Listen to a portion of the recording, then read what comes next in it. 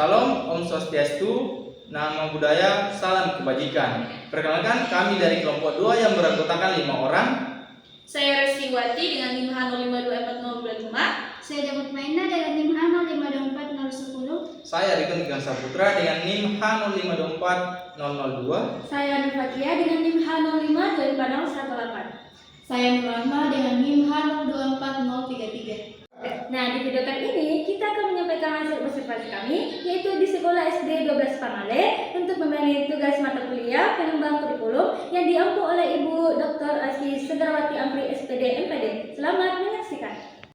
Kurikulum Merdeka merupakan hasil evolusi dari berbagai kurikulum sebelumnya yang berorientasi pada pengembangan kompetensi, karakter, dan nilai-nilai Pancasila.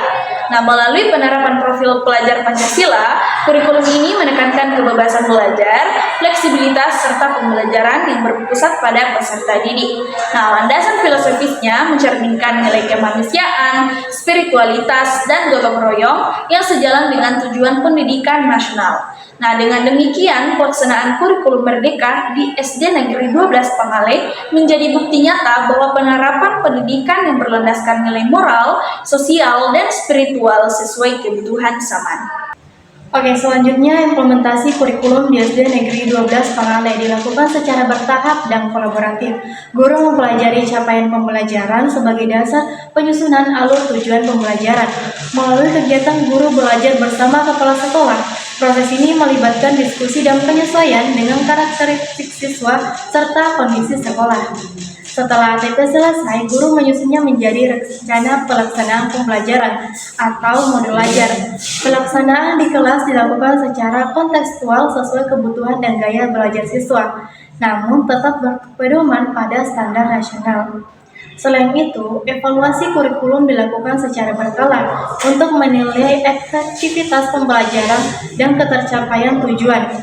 Hasil evaluasi ini menjadi dasar perbaikan dan pengembangan kurikulum operasional sekolah di tahap selanjutnya. Nah, selanjutnya prinsip penerapan kurikulum. Prinsip penerapan kurikulum meliputi relevansi, fleksibilitas, efisiensi, dan keterpaduan. Guru telah menerapkan prinsip-prinsip tersebut dalam penyusunan dan pelaksanaan pembelajaran. Hasil observasi di SD Negeri 12 Pangale menunjukkan bahwa prinsip-prinsip penerapan kurikulum yang digunakan sebagai berikut. Yang pertama, kontekstual dan fleksibel. Pembelajaran disesuaikan dengan kondisi nyata sekolah, karakter, dan kebutuhan siswa. Yang kedua, kolaboratif. Penyusunan perangkat ajar dilakukan bersama guru dan kepala sekolah melalui kegiatan guru belajar dengan semangat gotong royong. Yang ketiga, berpusat pada peserta didik. Guru berperan sebagai fasilitator yang membantu pengembangan potensi dan minat siswa. Yang keempat, berorientasi pada profil pelajar Pancasila. Setiap kegiatan belajar mengintegrasikan nilai kemandirian, gotong royong, dan berpikir kritis. Yang kelima, berdiferensiasi. Guru menyesuaikan strategi belajar berdasarkan hasil asesmen awal gaya belajar siswa. Yang keenam, berbasis refleksi dan evaluasi berkelanjutan. Evaluasi rutin dilakukan melalui supervisi dan refleksi bersama rekan sejawat. Dengan penerapan prinsip-prinsip ini, pembelajaran tidak hanya menekankan hasil akademik, tetapi juga penguatan karakter dan kompetensi peserta didik. Di SD Negeri 2 Pangale, perumusan dan pelaksanaan tujuan pembelajaran sudah selaras dengan capaian pembelajaran yang ditetapkan pemerintah. Guru merumkan capaian pembelajaran menjadi tujuan yang lebih spesifik melalui analisis tujuan pembelajaran dan menyesuaikannya dengan kondisi serta kebutuhan siswa. Penilaian dilakukan secara menyeluruh, mencakup ranah kognitif, afektif, dan psikomotor melalui berbagai bentuk asesmen seperti tes tertulis, observasi, dan proyek. Evaluasi juga mencakup kinerja guru dan dilakukan secara berkelanjutan. Dengan demikian, keberhasilan belajar tidak hanya diukur dari nilai akhir, tetapi juga dari proses pengembangan karakter dan kompetensi siswa sesuai profil pelajar Pancasila. SDN 12 Pangale saat ini masih dalam tahap penyesuaian terhadap kurikulum Merdeka. Sebelumnya, kurikulum lama pun belum berjalan optimal, sehingga guru memerlukan waktu untuk beradaptasi dengan sistem dan pendekatan baru. Dalam penerapan perangkat ajar, sekolah menyesuaikan dengan capaian pembelajaran. yang diterima dari pemerintah, kemudian menyusun alur tujuan pembelajaran berdasarkan CP tersebut. Sekolah juga berupaya mengintegrasikan 8 dimensi profil pelajar Pancasila dalam pembelajaran, antara lain beriman dan bertakwa, berkebinekaan global, bernalar kritis, kreatif, gotong royong, mandiri, sehat, dan mampu berkomunikasi dengan baik.